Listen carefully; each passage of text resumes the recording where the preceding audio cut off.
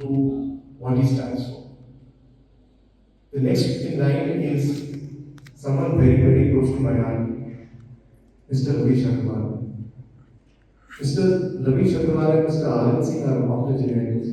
They're in their 85s and 86, and you can see their dedication that they're here. And the kind of discipline they've had in their lives, the kind of difference they've made to everybody's life, including mine. They've been the guiding pillars for me.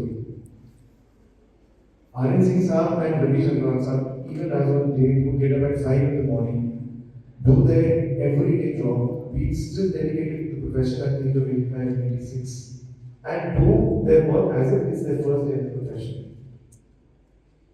So I'm really glad, delighted, and this is possibly the biggest platform I've had to thank these three great gentlemen and the legacy they've left for all of us, the next generation.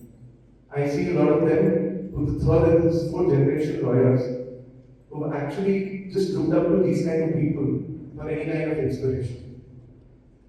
So I'll just say one thing, and that's what possibly this entire competition is about.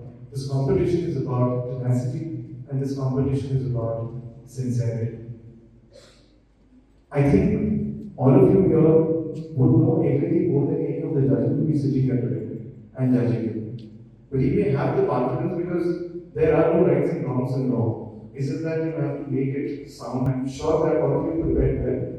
And best of luck to all of you. Thank you so much.